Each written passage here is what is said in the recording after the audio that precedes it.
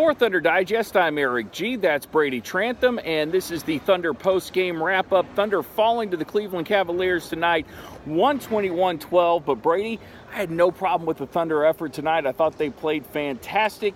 It was just Cleveland able to keep some distance all night long. Well, 6 players played fantastic. I mean, overall, it was a really fun game. It was a fantastic basketball game, 2 of the league's best. It was, a lot of the times, it was pretty much an all-star game out there. You got LeBron James. I mean, you got half of LeBron's team out there when Paul, Russell, and LeBron are on the floor at the same time. But for the Thunder, it was a lot of greatness, and then there just wasn't enough balance. Only 6 players ended up scoring. The Big Four scored 92 of the 112 points the Thunder ended up scoring.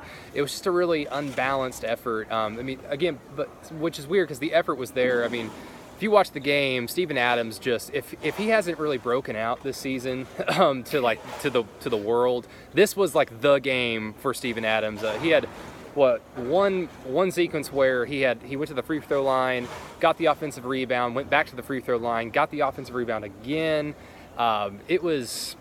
It was kind of a weird game. The Cavs just were on fire all night, and the Thunder just really couldn't get over the hump.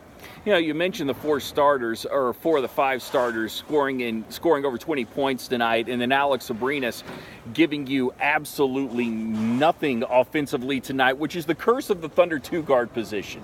Alex Abrinas had a great first half against Memphis, scored 16 points, and then he cooled off the second half and continued that tonight, but we've seen Terrence Ferguson struggle at that position, and we know that when Andre Robertson's healthy, he's going to be great defensively, but he's not going to give you anything offensively. The Thunder just can't get anything out of that position for one reason or another on a consistent basis. You know, it's interesting for all the woes Andre Robertson brings offensively to basketball.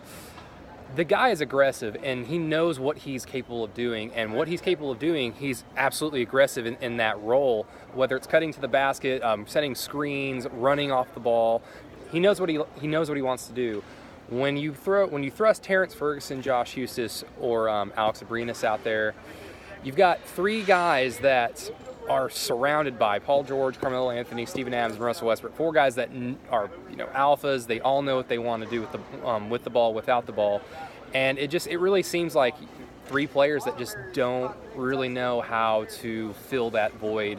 That's, I think, one big thing that the Thunder are going to miss about Andre Robertson is just that. I mean, everybody knows about his defense, but offensively, he at least knows what he's capable of doing, and he does it fairly well. I mean, I'm not talking about when Dre's alone in the corner and he lofts up a 3 just because he's open. That's not the offense you want from him, but he's at least aggressive when he's on the floor offensively, and it really shows because I don't know how many times Terrence Ferguson was 0 from the floor in those 5 games that he started the 2 position. Alex Abrinas tonight, he was 0 for 3, and he took 2 desperation heaves at the end, so he was really 0 for 1 the entirety of the game.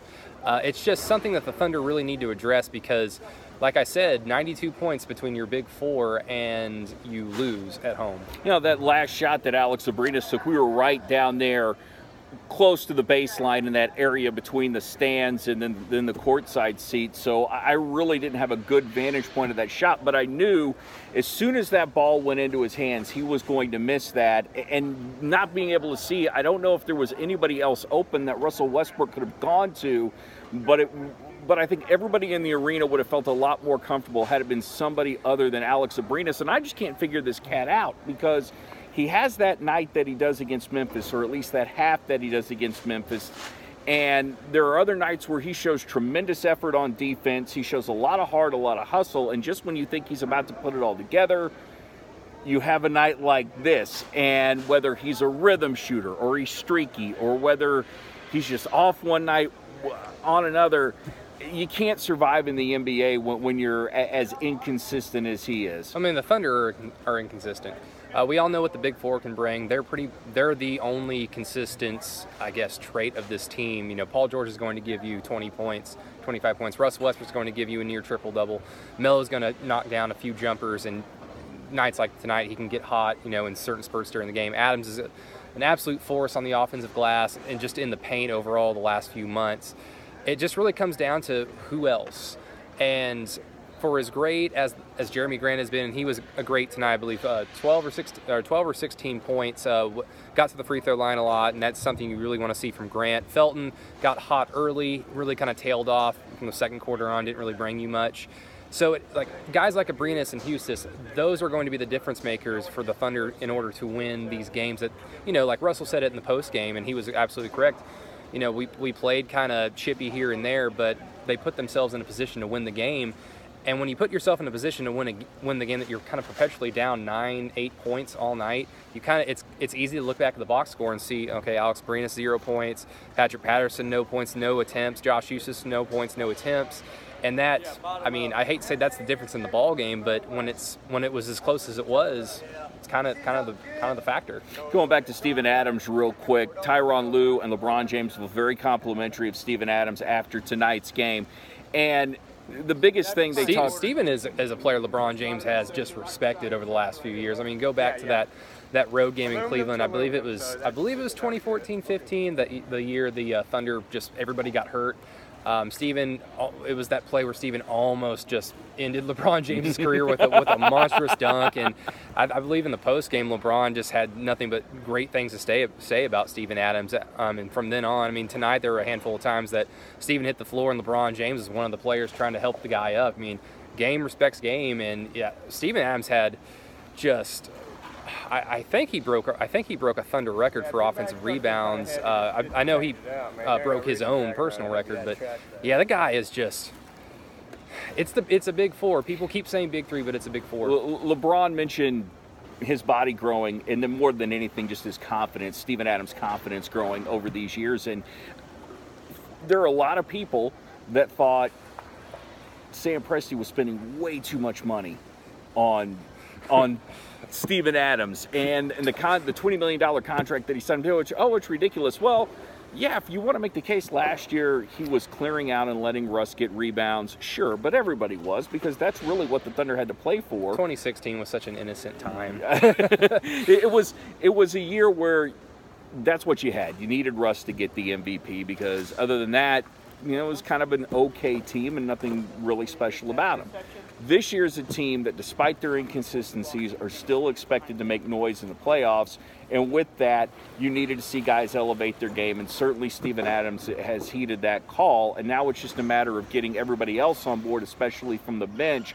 Paul George saying earlier today at shoot-around, he wasn't really worried about consistency, didn't think that was a problem. They've got over half the year, but man, I thought it would be clicking by now. I thought these guys would be hitting, if not on all 8 cylinders, 6 of 8 most nights, 7 of 8, and you get that great performance without Russ and Melo against Memphis. You get a great performance tonight and you come up short, but you think back to the Laker loss. And it's like, well, if you can beat Memphis without those guys, you shouldn't have got housed by the Lakers. Or the Laker loss when you had everyone, and you still kind of wonder, are they going to put it all together to make a run? And is there some sort of magic Sam Presti has? Is there somebody that's out there that's been released that he feels like can help this team? And honestly, I don't know who that is. Yeah, I don't necessarily know if there's a guy out there that's going to make this huge shift in the way that the Thunder are able to win basketball games. I think tonight is a game that the Thunder needed, because they've kind of rested on their laurels of, well, we beat the teams that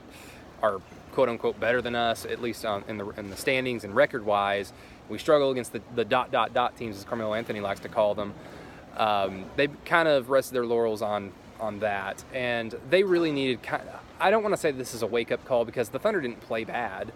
They played unbalanced, inconsistent, too inconsistent too many times in order to beat a very hot Cavaliers team with LeBron James dropping 37 points and pretty much making everything he shot up. I think he only missed 9 shots, but yeah, Presti's going to do his due diligence on the buyout market. This team, I think, is at least comfortable with the fact that we know what we're capable of doing, and teams like that are dangerous come postseason time, and especially teams that are as postseason experienced as the Thunder. Melo, Paul, Russ, Steven, all those guys have been deep in the playoffs throughout their careers, and they're a team that, whether they're a 3 seed, because they're 2 or 3 games out of the 3 seed, but they're also 2 or 3 games out of the 9 seed. That's how deep the West is. No matter if they're a 3 seed or an 8 seed, they're a team you definitely don't want to catch on a sloppy night. And coming up next is the Memphis Grizzlies, which we saw here at the Chesapeake Energy Arena on Sunday night. And it's the second of a back-to-back. Yeah, they're going to be drained, but with Melo back and with Adams playing the way that he is, I got to think that who's ever starting in the 2-guard position, and you know Billy Donovan is going to think about switching it up. Maybe Houston comes in to start. Maybe we see Terrence Ferguson again. I'm a big advocate of letting Jeremy Grant start just because I love the energy that this guy brings night in, night out.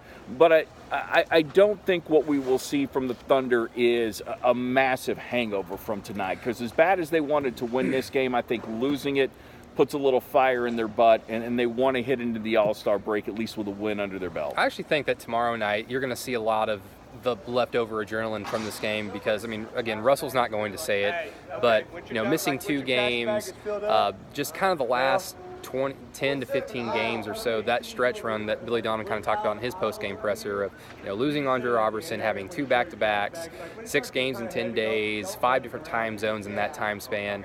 It's just been a really, really odd kind of stretch of weeks. And, you know, Russ and Melo missing 2 games, there was a little bit of rust out there tonight. I mean, you could see it with some of the passes, some of the looks, especially early on, Russell from the floor. But I think turning right around and playing basketball again tomorrow night, most nights I would just assume, yeah, there's going to be some lagging. There's going to be some jet lag there. But I think just because this was like Russell and Melo's first game in a few days, having the rust out there, I think you're going to see probably a little bit more of a fire under this team to start off the game. If they're able to start off hot, Memphis is terrible. I could definitely see the Thunder, you know, winning tomorrow night. But again, this team is consistent in that they're inconsistent. You can count on that. So most nights this would be a scheduled loss. Going into tomorrow against the Grizzlies, that's a scheduled loss. Going into the All-Star break, but because of that, I kind of like the Thunder. Be sure to tune into the G League podcast. I guess you don't tune into a podcast, but download it, listen to it. It'll be on Thunder Digest and iTunes and SoundCloud and everything else. We're going to get that started here in a few minutes. For Brady Trantham, I'm Erik G, quoting the great Mike Ness saying, 13's my lucky number, but to you it means stay inside. Take that for what it's worth. Thunder fall to the Cavaliers. They got Memphis tomorrow night. Until then, see ya.